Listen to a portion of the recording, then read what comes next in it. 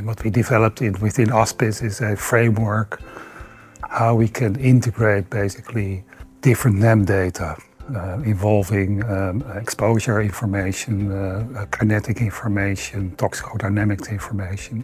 And that framework has really evolved over the past period.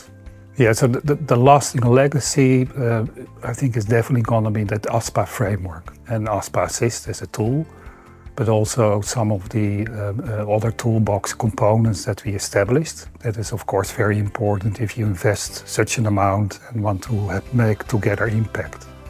You may say that, in the past years, ASPIS has been a brand, because there's more knowledge about ASPIS than individual projects.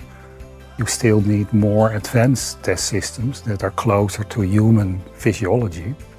Particularly if you want to do it all non-animal based, you want to relate it to the human physiology. The first one that comes to my mind is the Precision Tox Data Explorer. This is an online public database that is collecting all the tox data that we have accumulated across the multiple species, and it's available for the researcher, and it will help the community to develop new approach methodology. For me, it's clear it's about One Health. Precision Tox showed that toxicity doesn't have boundaries. What you see at the environment with animals and the human health. Thanks to Precision Tox and beyond the data, the tools available, we can see and we have demonstrated that the human health cannot be protected if we don't have a healthy environment. But we have a common goal, and that was clearly speeding up the transition towards animal-free chemical safety assessment. That's what unites us, and we had the perfect example where to collaborate regarding the roadmap from the European Commission to phase out animal testing. So we provided as ASPIS input to make the roadmap more stronger as well as more scientifically grounded. Methodologically, I would say we fully focus on AI, so artificial intelligence. It took us a while to get this running, but I think the end result is really impressive. So we have Tox Index, Tox Transformer, which are able basically to predict toxicity just based on, for example, a structure.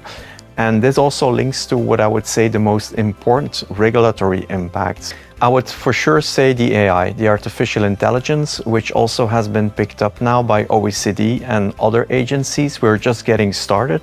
So it will be a pity if we would not get the opportunity to follow up on this. Again, it took us quite a while to organize and to establish all of these tools because the technology goes so fast, but now we are really at the point where we can implement this. A challenge. That's the only word I can say. It has been a learning school. It was very positive, but we started off in I would say a challenging way. So you might know that we didn't know that we were supposed to form a cluster until we got granted. And as we just heard in the previous session, I think we should also make sure that we have more case studies, very convincing case studies, real-life case study to show all of the agencies, also industry, like, hey, this can work. This is something that at least in part can replace animals. So ASPIS is a big European project, which is a great opportunity for early stage career scientists to participate, and it brings together a lot of expertise from different aspects of next generation risk assessment. So for ASPIS Academy, we've developed several training programs and offered career development sessions for early stage researchers where they can get in touch with senior scientists, participate in twinning and mentoring programs. So I think this is the way to go to incorporate what we've learned throughout ASPIS into these other networks. The structure that we've built as well as the trainee programs can continue there, and they can use the knowledge that we gained already to advance also in their endeavors. I think this is really the step forward to just increase the confidence in NAMs, as well as pushing next generation risk assessment workflows. On the one hand, give early stage researchers the chance to show what they're capable of, as well as training regulators and other governing bodies to use NAMs and NGRA.